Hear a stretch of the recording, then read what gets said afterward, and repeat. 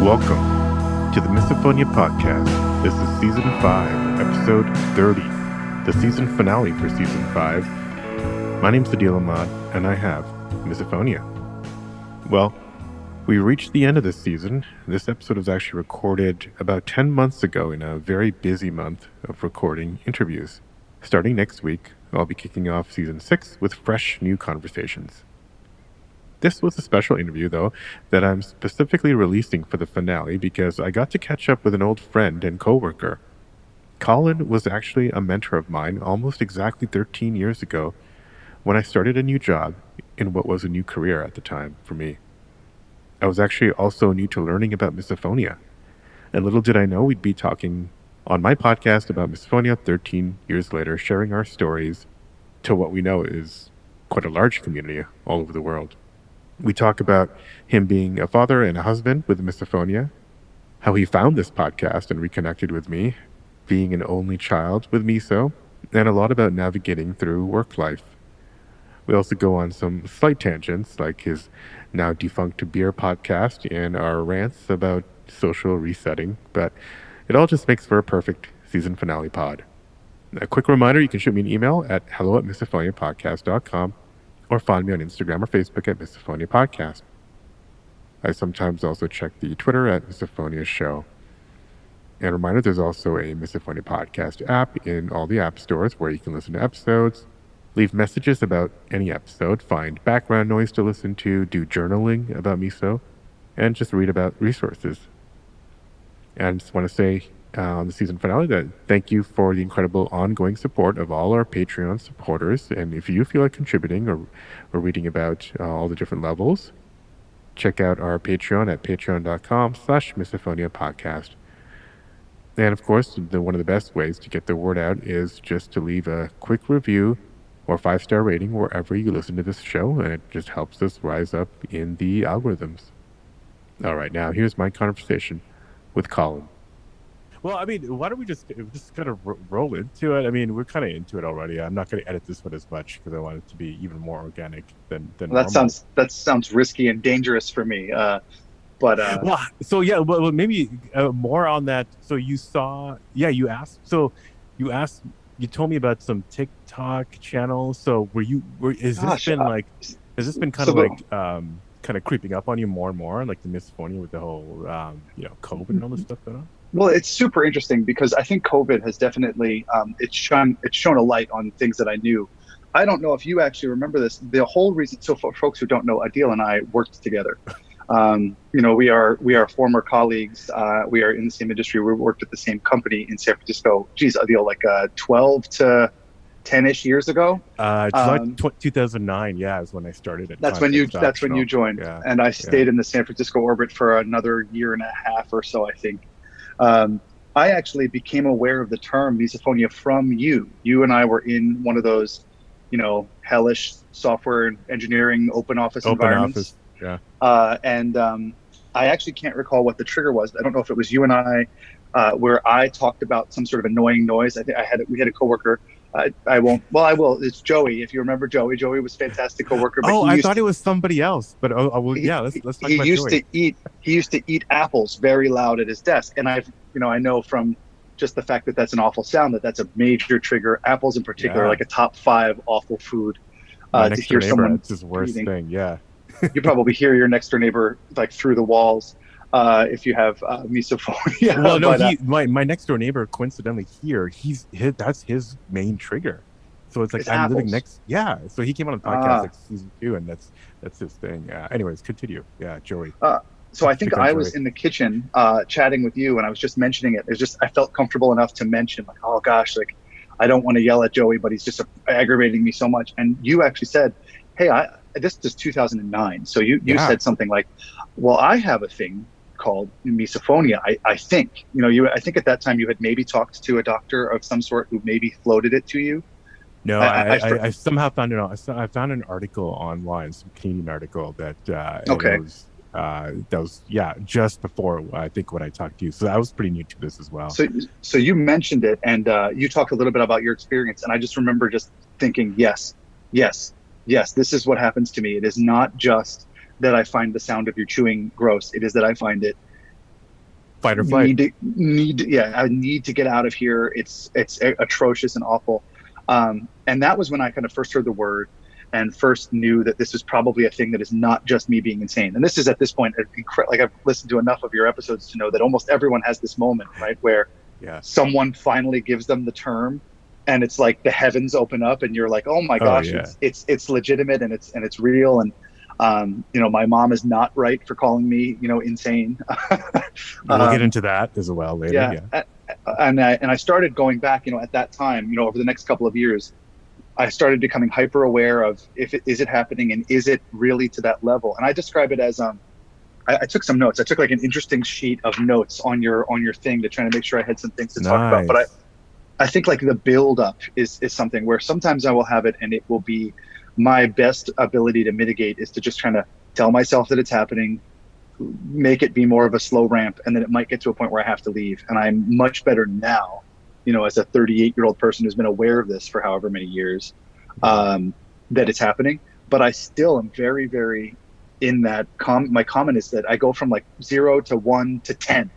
I'm Incredible Hulk. I'm trying very, yeah. Yeah. My Bruce Banner becomes the Hulk. It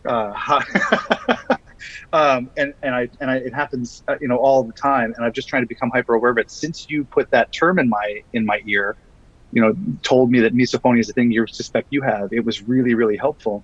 And then I started dialing it back. So I actually don't have like a evil villain origin story where I kind of know that it was the first thing that happened. When I think back to my home life now, I'm an only child. So I grew up, only children, for folks who are, they tend to be closer to adults and closer to their parents. They can talk to people a little bit more. You also end up in the very boring home social situation of like watching a television show with your mom or your dad, more often than someone I think who has siblings have, or at least that's what I've put together. So like my mom's breathing, out of her nose was an early trigger that I had to kind of go back and stumble into, like, wait, I felt so atrociously frustrated and angry about this, and it's because of this thing. Yeah. And then another big one was I had a roommate in college who ground his teeth when he slept. And at the time, I just remember thinking, well, hell, it's an awful sound. Of course, it's a thing. But then when I really think about how I feel when I hear the sound, it's not the same as, oh gosh, my roommate's grinding his teeth. It's more like, holy crap, I want to murder because teeth are grinding. So that was really helpful. And I think that, for you to have stayed attached in the community and become a pillar in the community, I have watched it occasionally in blips. So to get back to the anecdote we were trying to start with, you had posted something on Facebook about misophonia to someone recently. This is like within the last 2 months, I think. Mm-hmm. And I had just turned into one of those weird old people who watches TikToks. I don't create content on TikTok, but I watch it and I actually love the app. The algorithm figured me out really quickly. Like, you are a dad who's like a, social rights ally, but you also like this random comment. It figures out pretty quickly. Right. But it dropped on me a couple of misophonia videos, including 1 or 2 where you take snippets from the podcast and kind of throw them in a video. Right. So I throw on this Facebook post, hey, Adil, and folks, there's this great resource out there on TikTok, and I think there's a podcast associated with it. And you were like, yeah, is it this one? And it's a link to this podcast that I'm speaking on now. So here I am, there's a little bit of a, embarrassment there, but I just thought it was really great to hear. And that's how I stumbled into. So now in the last couple of months, I've gone a little bit through the back catalog, and it's been super validating again. Like, anytime I've spoken to someone like this, once someone else knows what it is, or you kind of describe it, it's not everyone they'll be like, oh, you don't like sounds, or you don't like things. Right. I was like, it's definitely more than that, but at least you appreciate me right now. But to hear the stories that your other guests have told, it is super validating. And there's a lot of similarities, as of course and everyone knows, which help us understand that it is in fact a real thing. It's not like Gabe thinks that chewing is bad, and Colin thinks that leaves creaking are bad. It's literally, there are very similar triggers, there are very similar emotions, and it's been super, super excellent. Yeah, that's great, man. That you were able to, relate. And a lot of us are. It's weird how it's so many people. I think so many more people have it than I think realize it. But it also feels like a small world where you can share a link, and it happens to be me. there has to be I love it. I love it. There has to be something too, because it's not a term that people know. So that Right. community has to be larger because of just the way people describe their idiosyncrasies. You're like, this sounds Yeah. so much similar to what I'm doing. Has anyone Right. ever said misophonia to you, or misokinesia? Right? So Yeah. I definitely have triggers that are sounds and kind of, I split my triggers into like three categories generally. I think, like, I call them the hard triggers are the sounds. So chewing, breathing, tapping, clicking, Yeah. those are things that just can build up over time. And what'll happen is I'll be in an environment, there'll be a sound like that, and I may not notice it right away. Um, so an example of that would be, the way my daughter, who's 4, is playing with her play kitchen. There's a lot of clanging of fake pots and pans in that situation, and Right. it won't bother me for minutes on an end, and then all of a sudden it will bother me. It will be like someone cut to a nerve, and Mm. I'll have to leave, because I don't want to, blow up and yell at a 4-year-old, Yeah. Yeah. let Yeah. alone Yeah. my daughter. Yeah. Those Does and I something are you thinking about it? Um, and then it's like it cuts the nerve, or is it like are you trying to repress it and then it cuts the nerve, or is it just suddenly you I just think notice it's it? I think it's just I think it's just that I have I was going to call it an ability, but I think it's more of a bad habit of focusing sort of in different places. And I think that's Yeah. potentially related to this. So if I'm doing a task myself, say I'm at Yeah. the computer or doing something in the kitchen myself, I won't be aware of what, the ambient noise or the other noise that's happening. And then all of a sudden I'll hear it and it will draw me into it. And I think these things got worse. It was exacerbated by becoming a dad. So I have two kids. I have a 7-year-old son named Bennett and a 4-year-old daughter named Lila. They are great. They are both also, Bennett more so than Lila, but they are both contributors to my triggers, as a lot of parents have said. Uh-huh. Uh-huh. Hmm. But there's another thing that happens when you become a parent, where you kind of become hyper focused to these sounds. Part of keeping your kid alive is Yeah. listening for them screaming. So I now, for the last, legitimately 7.5 years, have this notion of, if I hear a sound in the other room, it immediately snaps my attention to it. Did Yeah. someone fall off a shelf? Uh, and we tried Right. so hard. My wife Liz Again. and I tried. Yeah. Sorry. Yeah, right. My wife Liz and I tried so hard to not be helicopter parents, and I don't think that we are. But this is a part of my brain that I can't turn off, and I can't turn off the immediate response, which is like, "Are you okay?" And now Right. I'm very focused on what your thing is, and it definitely ruins my ability to get my tasks done. And we talked at the top of this a little bit about, quarantine and the pandemic. Everyone's in the box together now, so that Yeah. is happening 40 times a day instead of 3. Right. And it's a real thing. So I think when I talk about the pots and pans episode, it's more, I hear a sound and now I'm focused on it, and that's different from other things. So when I see everyone, a lot of loved ones of misophones have this problem where they live, we love them, and they are our triggers, or the causes Hmm. of our triggers. My wife and her family, most of her family, are all very loud eaters. Mm. By their nature, I watch them because I have to. I've watched and focused and zoomed in my eyes on the Yeah. mouth, and there's an Yeah. element of your mouth staying open. Were you also mimicking? Because you know how a lot of us kind of like try to mimic the sound, mimic the motion and sound over the other person. Do you do any of that? That's not so much a go-to for me. Yeah. I've read about that, and I've Yeah. tried to think about. Or I've tried to try it, I think. Because there's now a kind of But a brain basis for it. There was some research earlier this year, but so I'm always extra. Now I'm extra curious about if people do that. oh, But yeah, I didn't know I yeah, didn't know the science of it, but I know that that's a strategy folks can use. I never, when I'm in the moment, really have the ability to think that. yeah. I I The, have been the Hulk isn't too I have been smart. So, The Hulk is not smart. No, Bruce Banner is a right. brilliant doctor, but the Hulk is not that smart. So I will try to kind of get out ahead of certain things, and there are certain things that I just try to live in it and just get through it certain times. So an example of that is eating dinner with family. Kids making eating noises. It is not right or reasonable, I think, for me to be yelling at someone for something that I know they're within the reasonable range of making food noises. There's a difference between you are smacking your lips like a fool and you need to be told not to do that, and I am having a thing. And that has been the real struggle. I would say over the last 5 years, I've gotten better at being able to just try and live in it or leave or take myself out of the Yeah, situation. yeah. The other thing I'll try to do with triggers that I know are going to come is get out in front of it. So a good example of that is being on the couch watching a show with my wife. She might get up to get a snack.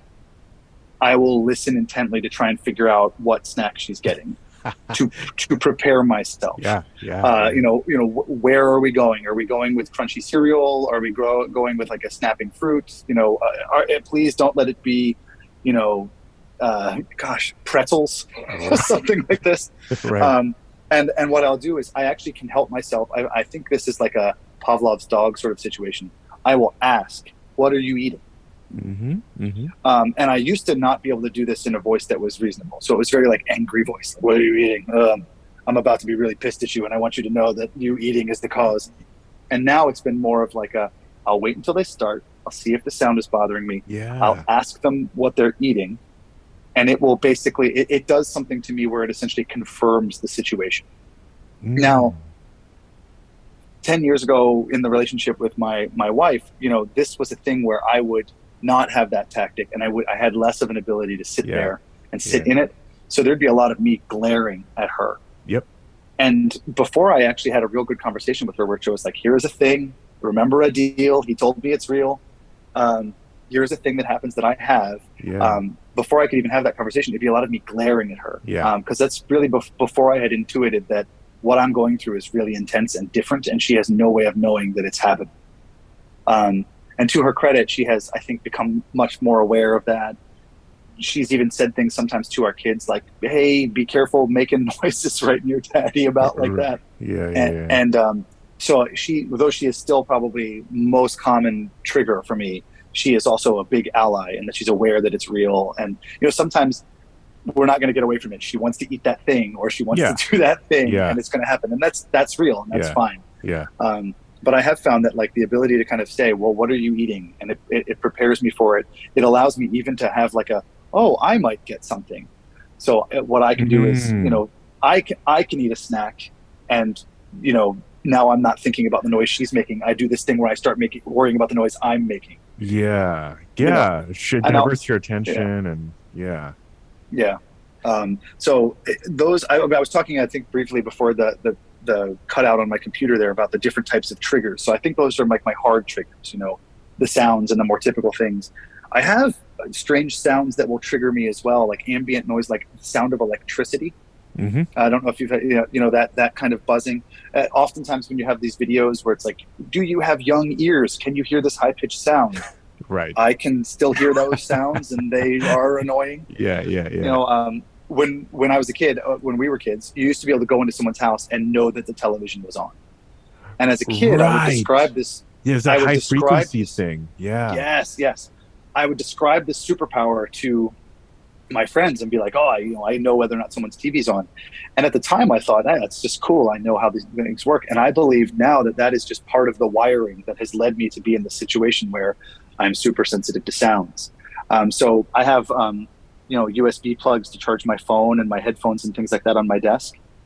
When the battery gets close and the iPhone stops charging, the high-pitched wail comes out, and it's super lightweight. No one I've ever been in a room with knows what I'm talking about. Right. I'm like, no, the electric whine that's happening right now. You don't hear this? Some chargers do that. That is true. Yeah. And it's not like I have super hearing, because when people speak to me, sometimes I have to ask them to repeat quite a bit. It's just dialed into these high. Sometimes it's on purpose. Annoying things. Yeah. And then I've also found that like even silence, like true silence, can be a trigger. So I grew up in like the suburban rural area, where we would have some, summer nights where it's too hot for the windows to be open, but the air conditioner's not kicking on, and it is just quiet. And that becomes like an intense, like it's too quiet.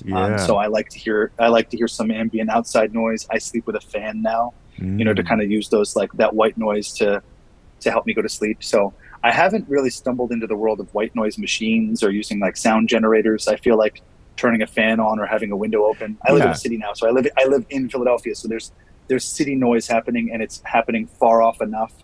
I actually don't mind, the ambulance in the distance, the police, the police in the distance, helicopter in the distance. That's all great. It's like a coffee shop scene, to my brain.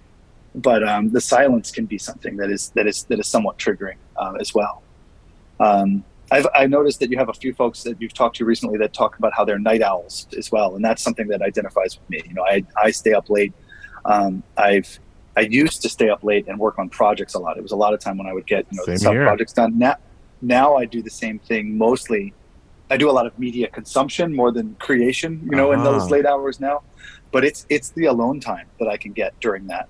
Yeah, when you have during kids, that period they of go to time. bed pretty early. Yeah. So it's like after that, I mean, you have to kind of be quiet not to wake them up. And it's kind of the perfect time to kind of just decompress and then, just get all your own personal projects, hacking projects done. So, Yeah.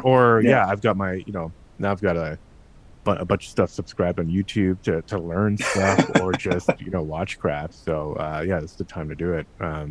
I've done the same thing recently. YouTube has surprised me so YouTube much as University. it's changed. Yeah. It's changed. It's changed from the platform of silly videos to how I actually learn how to repair my car and solve all sorts of home problems. Yeah. It's amazing. Yeah. The third category of triggers that I have, though, I think falls more into the misokinesia, department, which it would be things like adjacent to eating, the scraping of the spoon, on a bowl. The movement, the wiggling of side a of misokinesia. Absolutely. We don't have a diagnosis. My son may be on the ADHD spectrum. He may also just be, just a really rambunctious guy, but he's got a lot of those tics and those fidgeting behaviors. I, bless him, but I lock in on these things right away and then can't leave them. So it mentally makes arduous, like the act of like reading stories to him at bedtime sometimes, because his way to dial in and concentrate is to fidget with something in his hand or wiggle his foot, wiggle his his leg, and I need none of that to happen. Right. Meanwhile, he'll have a weird trigger that I'm holding the book wrong, so we're just both two people trying to enjoy each other's company for the last half hour of the day, maybe just running out of steam and burning through our energy, doing it. Right. So, and in a time like that, when a lot of my top coping mechanisms are just get myself out of the situation or focus on something else, it's not right. So I try to do that in my mind. Like, I'm trying to be present here right now with you. This is what I want. Yeah. So I'm not going to walk away. Also, you're not doing anything on purpose. So I'm not going to walk away.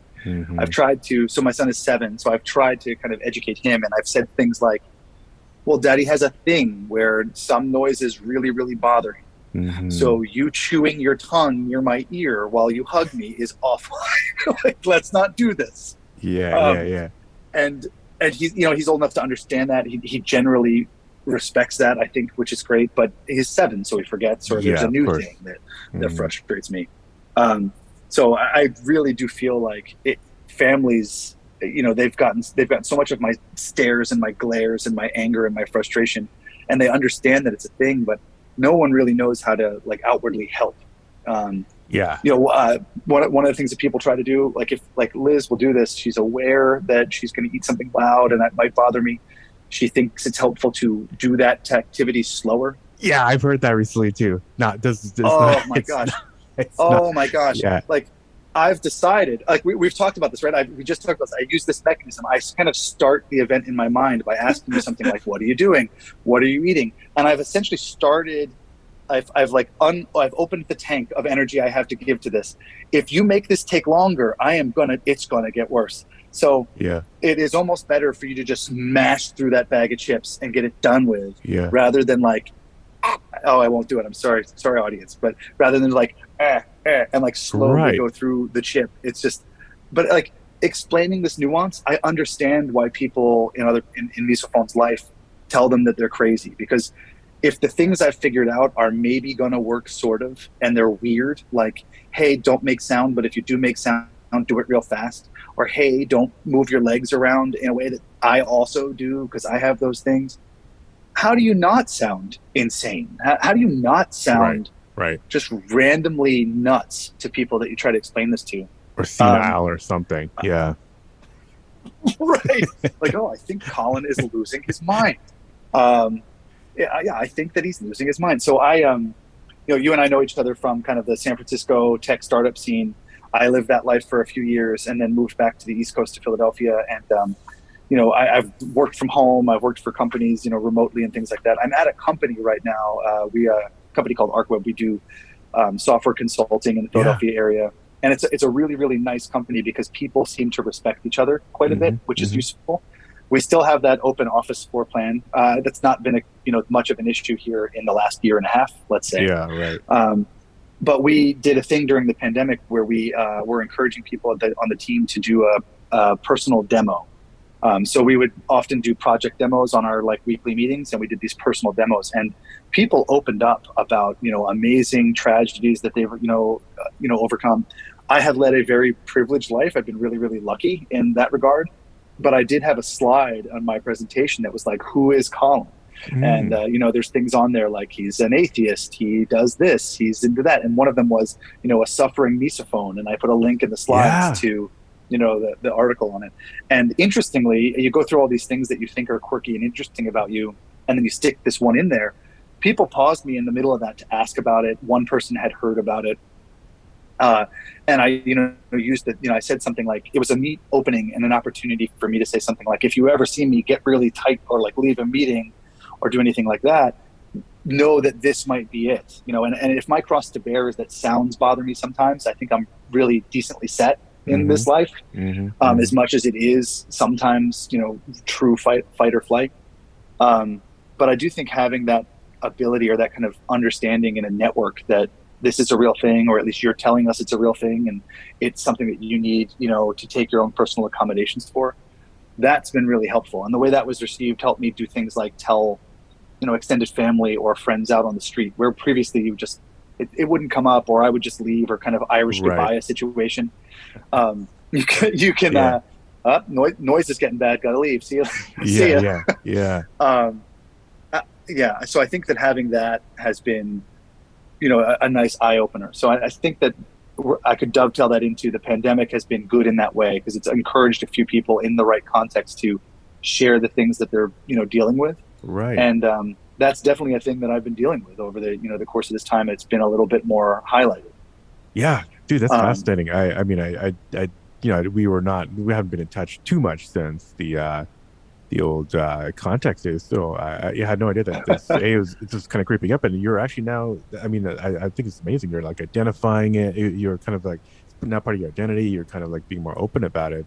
And yeah, this is what we need more of. And yeah, I think people listening hopefully will get some tips here on how to kind of introduce it in the work environment where they're apt to get triggered a lot. That's not just for you. It's going to help other people who might be suffering in silence. So I think it's win-win for society. Yeah, I think that's a good point. We've already talked about the notion of you've got to find this word of what this is before you might even realize I have this. This is what's going on with me. So rather than kind of hiding it and trying to mitigate it all myself, even though I've just said a lot of my coping mechanisms are bracing and dealing with it, mentioning it or putting that word out there or describing what it is, or at least teeing up someone to ask you what the heck is misophonia that you just said that you have, is really, really, I think, a really nice thing to help people identify that it's real and it's going out. And then you can say things like, well, look, there's not just me telling you that this exists, but here's an article you can read about it. It's legitimate. Here's a podcast where someone's going through and people talk about their experiences and you identify with them.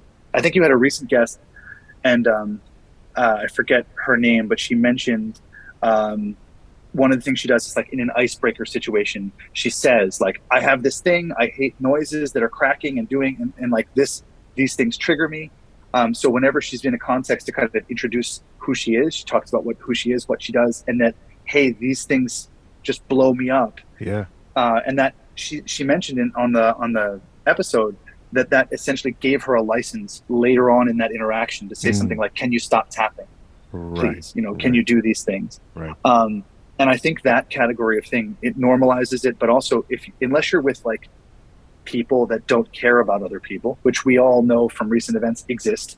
But unless you're with, someone who just outright would disregard that, it preps it up, if it's a thing. I have found that the amount of sleep I get, the mood that I'm in, really, really Hunger varies how level and much all these that. things bother. Yeah. Yeah. Oh, it all affects it. So I can tell, on like a day where the family's all at home and we haven't had lunch, but we should have had lunch an hour ago, something like that. I can see all the typical things that happen to the kids not regulating their mood, and I might be chastising them like, well, you guys got to eat food, you're old enough that you need to know, where the snacks are, you can go do this yourself. And then while I'm doing that, being angry dad, I'm like, wait, you're getting bothered by everything because Yeah. it's You're this hangry category. or I'm hangry, and that tired. is, yeah, we use the word hangry all the time. We don't, my wife and I don't use it on ourselves enough, but we should. And when any of those kind of levels are high, my triggers for misophonia and misokinesia are just much, much, more live wires. Do you find that also, like, if you're if you're working or if you're coding and you're trying to debug something, or you're trying to get your tests to work, and Right. it's like you need to take a break, but during that break it's like you cannot be triggered because you're still thinking about the work Yeah. issue. Yeah. And so even if Yeah. you're well slept and well fed, like it's hard to kind of like yeah, it's just brain management is not a strong suit at that point. Like you can't, you're focused on something and then you're stressed, and so you're extra triggered. Yeah. At least I am. Yeah. um No, absolutely. I think actually one of the things that I use, I think I've just always done this personally, but I think it's become somewhat of a, not so much a coping mechanism and that I'm remediating, but like a preventative measure is I actually do a lot, and this is also coming from being an only child and things like that. I do a lot of talking to myself out loud, mhm. and talking through problems. It So has it's to do really with the not. I've got a. senility, so yeah. It's definitely related. My mind is going. Someone will. Well, let's say this. They'll think my mind is going before it is because of all of these things, Right. but that doesn't mean that it isn't. That it won't. Right. But I commute when I do go to the office. I commute by walking. I've got like a 20-minute, 5-minute walk through Nice. historic Philadelphia. I realize that I am chatting with myself while I'm doing it, not out loud. Not like a wild, crazy person on the street, but just thinking through a thought by talking to myself. This kind of like solo dialogue. Yep. It's how I solve problems. You mentioned the notion of like coding, doing software, being in the solution to a problem. It helps me keep that thought going and live and bubbling, Yeah. right? Right. Make sure that's going. I've actually found that when I am in that mode, I can push off. How I mentioned the notion earlier of not recognizing a sound trigger initially. I can kind of get myself in a zone where I don't notice things, and it can be really, really helpful, Yeah. sort of preventatively. Yeah. However, if there is a big trigger or an interruption, it's like hmm I've lost all concentration and I've lost everything, and like getting it back is not a thing. And I think software engineering, as a trade, is sometimes creative, and anyone who has one of these creative endeavors where you have to strike while the iron is hot, or you have to commit work while the juices are flowing, this as something that can interrupt that is just atrocious and horrible. It's just a really, like, it's not uncommon for me to just lose flow because of something like this and not know when it's going to come back. Yeah, I mean, Dr. Marsha Johnson told me when I first met her that she's like one of the top cheerleaders for Misophonia audiologist, and she said like a third of her patients are engineers. And so at the conventions I've been kind of leading these kind of like off breakout sessions on misophonia and engineering. And that's usually one of the bigger groups is like people gathering who are all in technical / create that engineering creative kind of thing. So yeah, there's something there. We're so early in this in the research for this, but yeah, this is I've go ahead. I was going to say I've read some things that a lot of these folks who are disorders that are considered neuroatypical. So you think about folks that are on the autism spectrum or people who are on the ADHD spectrum. There's a theory that there's a relation between the way that those brain wirings and disorders like this. mm-hmm. My dad, and I think if it's physiological, my dad suffered in his, I guess his early adulthood, mid adulthood with panic disorders, panic disorders and social anxiety. He actually became medicated for that, or in the 80s. He's told stories which I have wired back to the extreme version of how I feel when I get in a flight or fight mode. There's stories that are funny to say now, but my mom and dad, when they were dating, maybe went camping, and they'd gone camping, and then they got cleaned up in like the little canteen. And my dad got cleaned up, and he was said, sitting on a bench, and my mom said, "Okay, I'm going to go in and get washed up." And when she came out, she found him like 30 feet away in a pile of leaves because he had basically had a panic attack, like an anxiety attack. Yeah. Rolled on the ground into some leaves and done these things. And like there's a story they have, about a restaurant, where it was like, "Hey man, if you want to get out of the bill, you don't have to throw an episode," because. Yeah.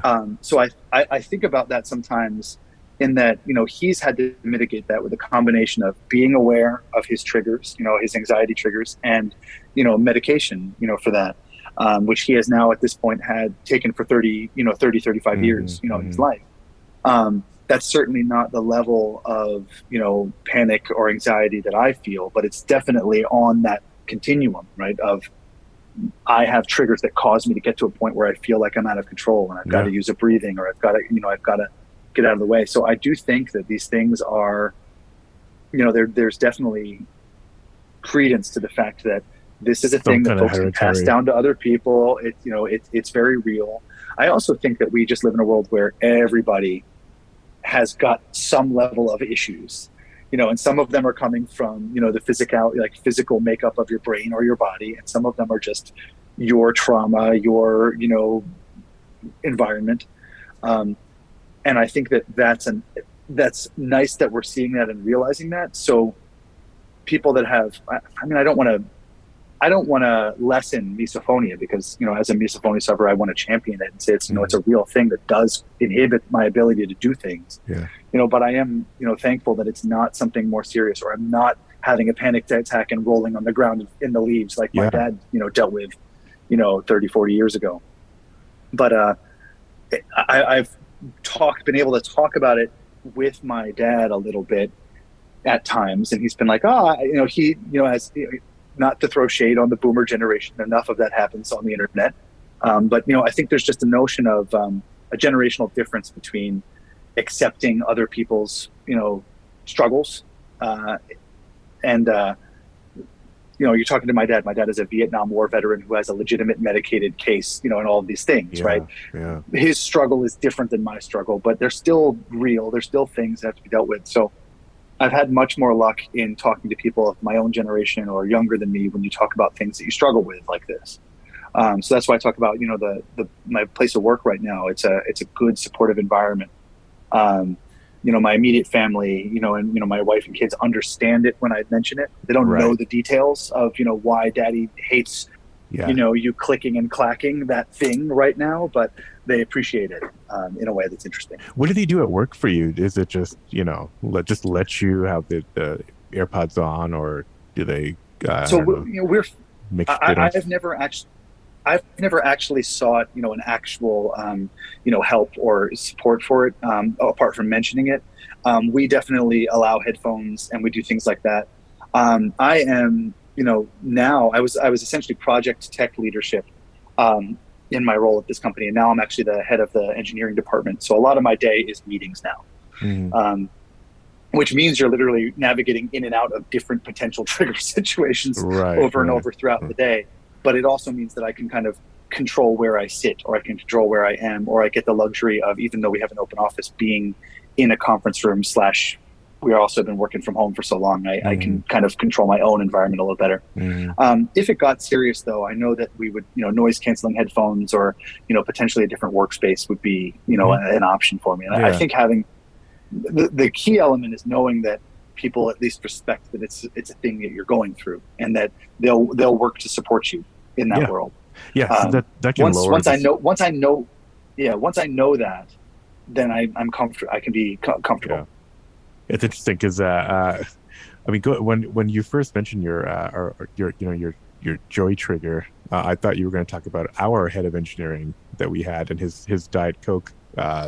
Oh gosh, yes, I thought that's what your initial trigger was, but I guess because I remember that we talked about that. Maybe I've blocked that one out. And it's not funny. Like, I have other soda slurpers in my Mm-hmm. life. My parents are both big time Diet Pepsi fans, and uh, they will slurp a soda from time to time. No, but I must have blacked, blacked that one out. Because I We did remember you used to talking talk about about that that a lot. multiple times, and Yeah, we did used to talk about that. after you were gone, I mean that was killing me over there too, and like other coworkers were like, we'd sometimes take a break and play like Boggle and other games in one of the the interrogation rooms, so that we called them. They weren't really Yeah, interrogation rooms, but like, right, right. and then if if he came in, like I could not concentrate on the game.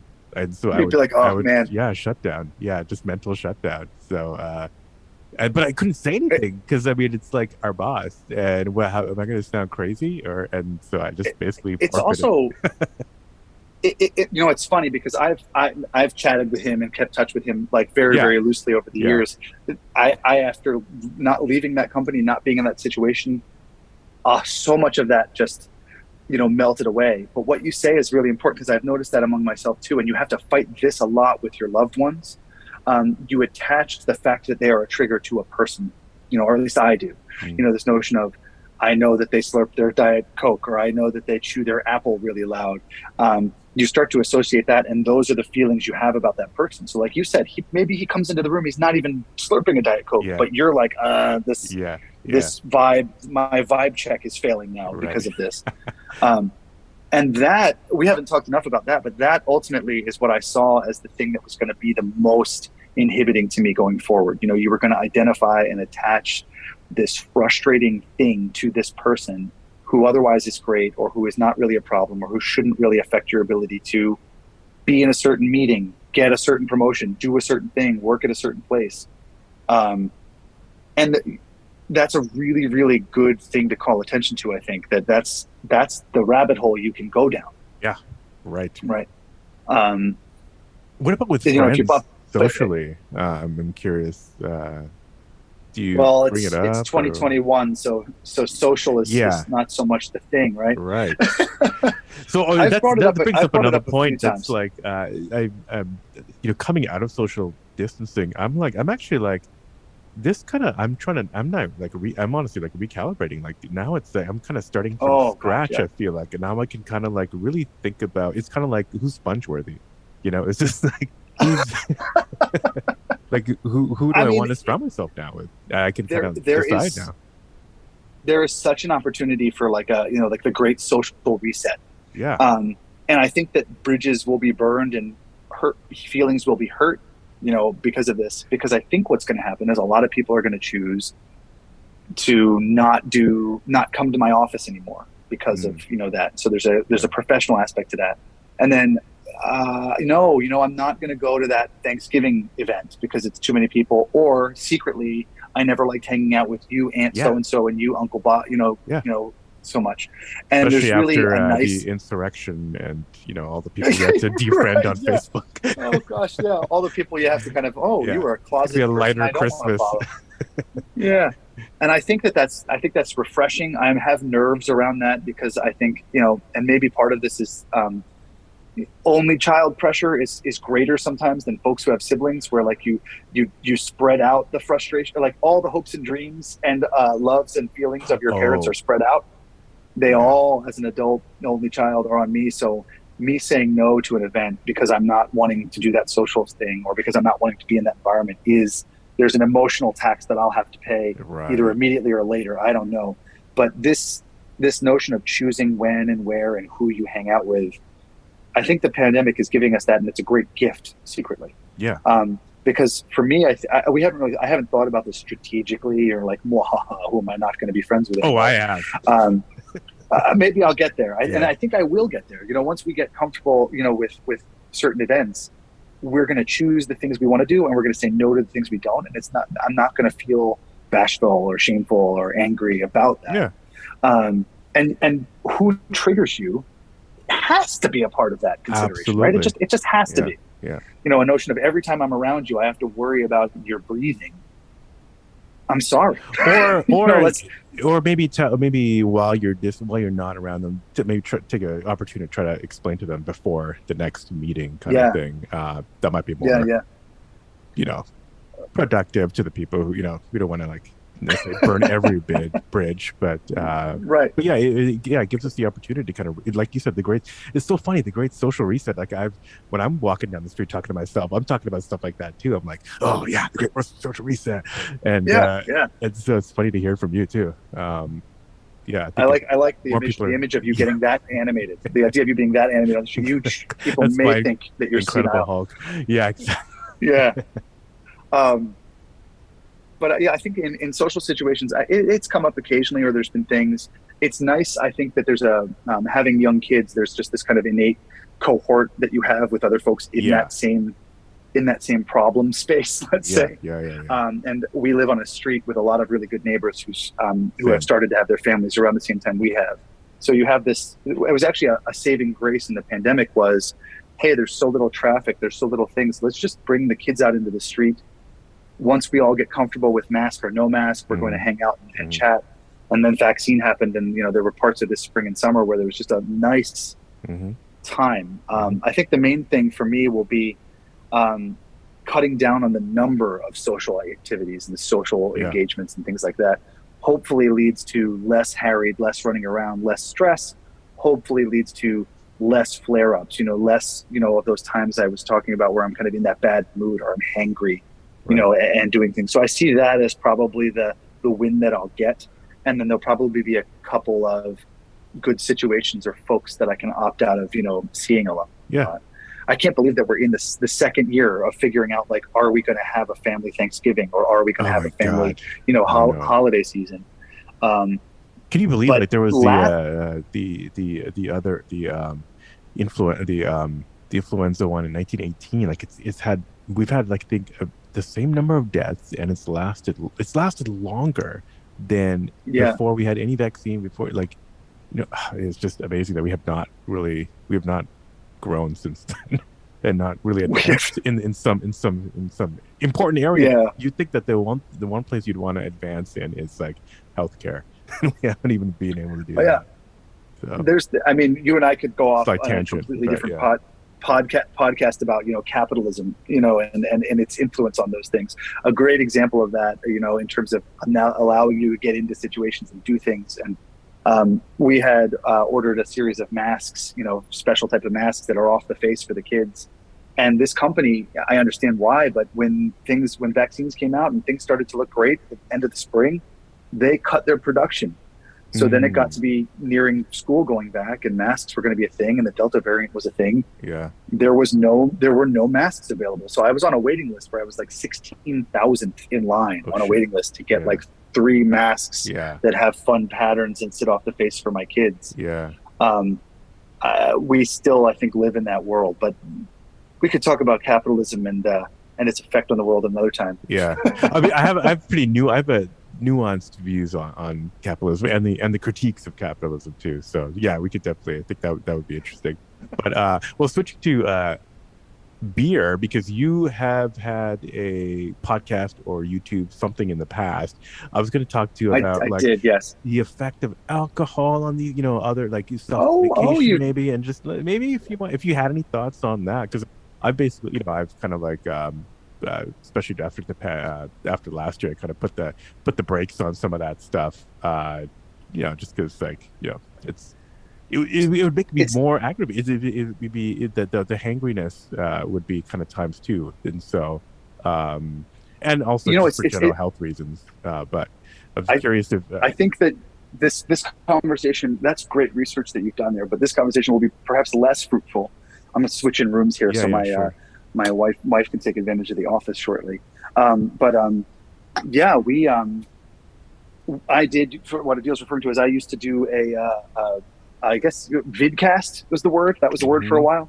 It was a YouTube channel where we reviewed beers. My friend, a colleague and co-friend of Adil's and I, named JT, we did a show called Yet Another Beer Show, and we did beer reviews, and it was a nice thing to get into it.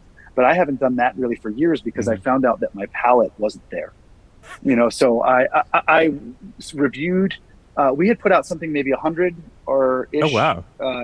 episodes, Yeah. Okay. and it's a very simple format. We Yeah. go out to the store, we pick out a few beers, we bring them each, and then we kind of figure out what we're going to talk about them. And we learned a little bit about how to properly review and test, the taste of a beer and everything, and review it.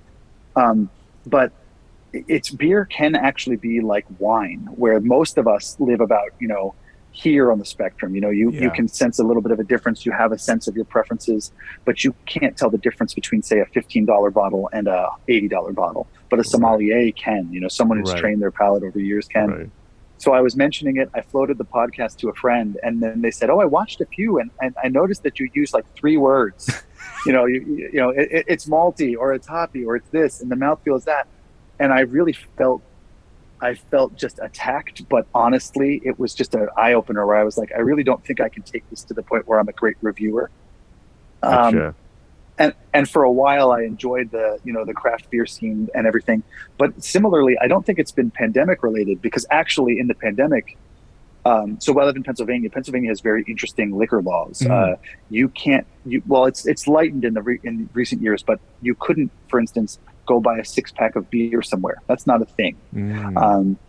You could buy 30 or 24 beers if you went to a beer distributor. But that beer distributor is not allowed to also sell hard alcohol or wine. Those are actually sold by the government. This is kind of like Canada. Gotcha. Okay. Yes, it's not too different from your homeland.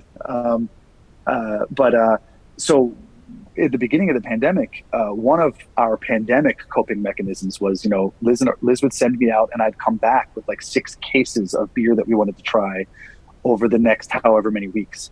And I was shocked to find out that wasn't a month. It was like 2 weeks, like the timeline that we thought it was. But I'm more of just, an enjoyer now more than a reviewer. Yeah. But I will say that, as a side effect of cutting down on stuff in general, early pandemic notwithstanding, there are not situations I'm in, where like my flare-ups are there. So I would say that a lot of the scenes and places where drinking would happen in my, college years, in my early 20s, even as a young professional, you go out to bars. Bars are loud places. Right. I am a person who would hear the clinking of the glasses and the dropping of things behind the bar, or the conversation across the room, sometimes more than the one right in front of me.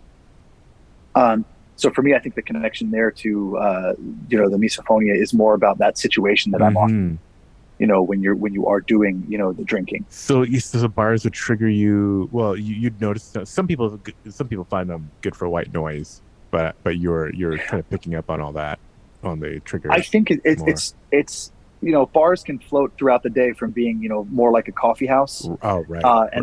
Then also more like a dance club, right? And then there could be, anything in between. So, for me, some people need to cough all the time, while they're drinking, during a conversation. It's like an unusual amount of coughing for some certain people. Also now that's like the worst thing you could possibly do, right? If you cough, it's like it literally triggers you in other ways. Right. I think that, for me, a lot of the factors, that are situational or environments that I'm in, that I need to try and find a way to navigate out of or not be in. I mentioned how my dad had, his issue that he's medicated for. I, in college, had a few, of those. They were never really full on panic attacks, but they were certainly anxiety, stresses. And I think in my mind, dialed those all back, or tied them all back to either, these misophonia triggers, that, kind of expense, or, noise, environmental things. It's not misophonia, but another thing that will frustrate me a lot is too many noises happening. So imagine you are trying to play music in your you're trying to play music in your kitchen while you're cooking dinner, because that's a cathartic way to kind of release at the end of the day. And then that's when your child decides to play at high volume a game on the iPad. And then that's when someone decides to do something else or talk to you, when you're trying to do things. So my ability to kind of like executively function and separate those things as things I need to address and deal with and consume. I falter horribly. And what I end up having to do is turn off my music to let those other things happen, because I can't appreciate that. Are you a musician at all, too? Because I find some musicians are like in the most rule bending way. Yes. Okay. I played bass guitar. I played violin as a kid. Nice. I was in a band technically, but that was more of the garage band, sort of approach. So I don't think that, I think that maybe method of thinking, like I probably could have scratched that or grown that muscle. That's probably there as much as that's physiologically a part of a person. Yeah. But I never exercised it Did you ever go? adequately. Did you ever go see a therapist or anybody kind of like your dad ended up having to do about this or I anything else? haven't. Yeah. Okay. I haven't. Now there are many things that I probably should. Yeah, we know that I by think now. actually, Yeah, we've been that's talking to me clear. for enough time Yeah. that it's pretty obvious, right? Um, and I think actually one of the things that I'll come out of, and I think I say come out of the pandemic, but it's probably that time should be now. We should stop waiting for it to end. One of the things that will come out of it for me is the ability just go do that. Here's the activation. Fight the inertia of not calling that person up, and this will absolutely be a session or 10. That we talk about Well, I all mean, these things and how to mitigate them, right? misophonia.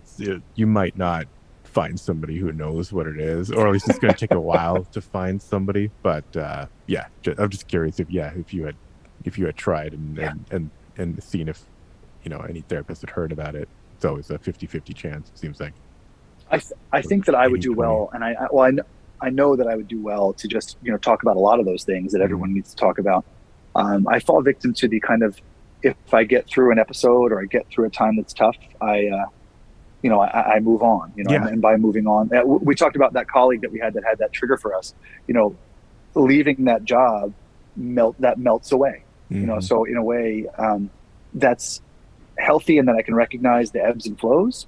But it doesn't necessarily help me get to working through that problem or working through learning real coping mechanisms or learning real ways that we can unturn some things. So thanks, Adil, for basically ending this or nearly ending this by saying I think you need therapy. No, But yeah. Of course, for the audience, I was for the audience. I was saying that in jest just to see, my usual question of has the guest gone to see a therapist in the past, and it's a reasonable thing. No, it's a reasonable thing. It's adjacent to all of this. We've talked a lot about, right, obviously, triggers and coping mechanisms, and then we've talked a lot about the pandemic. I think all of these things are going to, like we talked a little bit, or at least skirted around the edge of how these things are going to get normalized. yeah, This notion of I have an issue or I have something that needs some support is going to get normalized. And I think yeah, some of that support is frequently going to be, therapy, or it's going to be just talking out your things and kind of right, being honest with the, the right, triggers you have or the situations that cause you stress. right. Well, yeah, Colin, yeah, we're coming up to an hour. I know we'll catch up on other stuff at another time, but yeah, anything else you still have on your notes there that from the beginning of this that you want to share with people who are Uh, listening in? I had a chance to at least dovetail a lot of my notes. Nice. Listening through a lot of these episodes have been really great. So you mentioned, if I had anything, to plug, I think people are already listening to something that's really helpful. For me, this notion of hearing other people describe A, how they learned about this weird thing, and then B, what it's like for them, has been really, really validating. And it's been really, really excellent. So all the mechanisms that you put out there in terms of resources, you're probably combing. I get the sense that you're kind of combing the earth, for all of the things you can find. So I might as well benefit They from just that. all come to me. Yeah, no, I appreciate that, and I'm glad that that's doing that. Even though we used to work together, and now 10 years later, this stuff is hopefully benefiting you. That's great to hear. But yeah, no, people just kind of come to me. I rarely have to. No, I never have to ask anybody. There's only specific people like big people in the community that I have gone after, but it's been just people, and it's mostly people who've never talked. Well, it's often people who've never talked about it with anybody, and so Right. those are some of the really amazing things. But yeah, this is gonna help Now, a lot of people. do you think you could be as successful at this if you didn't have such a nice, deep, comforting voice? I've heard, I've heard that as well. Now I'm like, what other topics should I talk about? Other Yeah. podcasts I should spin up. But yeah, I hope, and also, I cut out I painstakingly go through the audio and cut out any lip smacking and all that stuff, so it probably comes out maybe even cleaner than I usually am. I think, I actually think that is, that's hard to, ask a regular event or a regular service to do, but that attention to detail and that acknowledgement of the fact that this is going to happen. I think when I was going through your catalog, there was one episode where you said, "Hey, there was a noise. It was like a scratch. It happens around this time." Um, Yeah. that idea of, "Hey, I couldn't get that out, but I tried," is Right. really, really helpful because one of the things when I talk to folks about this, and this is the deepest conversation I've ever had about someone where we really know the term and we know what Yeah. the topic that we're talking about. But when I've mentioned it to people, they often talk about how, oh, sounds like nails on a chalkboard bother Yeah. me, Yeah. Yeah. or things like that. And like they're not placating. They're not, they're just trying to get in there and acknowledge those things. Um, and that notion of that attention to detail that you do on the podcast, that is like the best advertisement for like, no, this is the level of some folks who have this condition just get to a point where someone smacking their lips wrong or being too close to the microphone really will affect their ability to consume that entire episode. Right. Yeah. Um, Yeah. No, you're right. That's and just, I think just telling people, even if I have to keep that thing in there, I know from myself and talking to other people that is if you just know it coming up front, like you've said that many times in this episode, like as long as you are aware of what it is and if it's coming, you have a better chance of dealing with it because it's not some boogeyman about to Absolutely. jump on you and kill you. So Right. Right. Absolutely. Yeah. I think that even chatting with you this hour has I think validated a couple of the approaches that I'm doing. Just well, hey, there's no saying it playbook, out so loud. yeah. I mean, Yeah, there's no playbook, right? So here's a play, and ask someone what they're eating before they eat. Maybe that will be useful to one of your listeners. But I'm right. actually now saying, well, as crazy as that sounds, I think that is actually something that has helped me over the last Yeah. year or two. And you can kind of turn it, what was going to be a really angry situation into one that you recognize is going to happen, but then it's sort of friendly as well. Right. Um, Right. you can do that. We can do that sometimes. You see someone eating, or you're in a situation where eating is happening. That's definitely possible. Not all the time, but Right. Right. Right. um, yeah, Well, cool, Colin. Yeah, I'll let you get back to the rest of your day. It's been great. We should let's catch up. Kind of like on on more general stuff. I'd love to just kind of see what you're doing, see what yeah. your job's about too. I think I also just left the big corporate life and went to a local consulting company. Well, at least Oh, okay. contracting, just to kind Yeah, of like yeah. change scenery post 2020 COVID kind of stuff, and then just trying to figure out if I should get deeper into that or something else. But yeah, it's like you said, great social reset, great career reset, everything. So I'm hoping other people listening kind of like have that take the agency to kind of like, or at least or we're maybe a little bit privileged, but or at least able to somehow kind of like rethink things, get a change of scenery if they need to. So, Yeah, I but think anyways, so. glad to have you on, and good luck with everything. And yeah, fantastic to catch up on this one weird specific It thing. was. I mean, it was wonderful. I think it's interesting and difficult to keep touch with people. It just is because you've got to find that time. So, Yeah, hey, here's a very specific topic that we could chat about for an yeah. hour, and it was great chatting with you Well, too. honestly, yeah, and if yeah, I feel like a lot of these conversations, it's like I only talk to people for an hour, but I feel like we're like BFFs, all these strangers that I'm probably never going to see again. And some people who come on, they want to get introduced to people they've heard. So if that ever happens, just let me know too. But Yeah, no, that's anyways, wonderful. If there are folks in the Philadelphia region who are in yeah, the software industry, my name's Colin McCloskey. I'm on LinkedIn, and I work for a company called ArcWeb.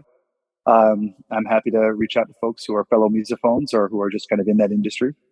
Um, I think it's great to be able to meet people. It's much easier to meet someone in an honest way if you have some notion of a thing that you share.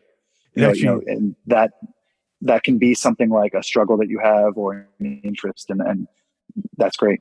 yeah, that's a great point. So the new app that I'll just plug the little app, but in one of the resources section, there is it's a list of businesses either owned by or ideally that have misophones working there. So I kind of want to get to kind of like a job board, a misophonia job board, where That'd be great. it's Yeah. not like I'm trying to message it properly so people don't think that it's like jobs about misophonia, but we want like places where you will have somebody that you'll have somebody who understands you. And I think for a lot of us, that could be a major life-changing thing in terms of like wealth, wealth creation and Oh just kind of gosh, like all yeah. that kind of stuff. And we're not even going to talk about like, yeah, I'm trying to get more awareness in school counselors and whatnot and kind of change people's lives that way. But yeah, I want to get a job board around for, and so maybe, we'll have, you for the Philadelphia area up there just to kind of like, just to get lists going in various cities, just to kind of see, how we can get people in, clustered together and Uh, working in a comfortable environment. yeah, I like that idea of for all sorts of situations. Here's a place where you'll be supported, or at least Hmm. understood, or something of that nature. Yeah. All right, good deal. Cool, man. This was fantastic. Yeah. We should absolutely catch up about Yeah. non-misophonia related topics soon. I got your number But now. I wish you all the best. Yeah. That's right. I wish you all the best, and this was fantastic. And much continued luck to the Great Misophonia podcast. Thank you, Colin. What a great way to reconnect and catch up. I know a lot of people will benefit from hearing your thoughts and your story. If you like this episode, don't forget to leave a quick review or just hit the 5 stars wherever you listen to this podcast. You can hit me up by email at hello@misophoniapodcast.com or go to the website, misophoniapodcast.com. Easiest ways to also just DM me on Instagram or Facebook or Twitter. Support the show by visiting Patreon, patreon.com/misophoniapodcast. Theme music, as always, is by Moby. And until next week and in season 6, wishing you peace and quiet.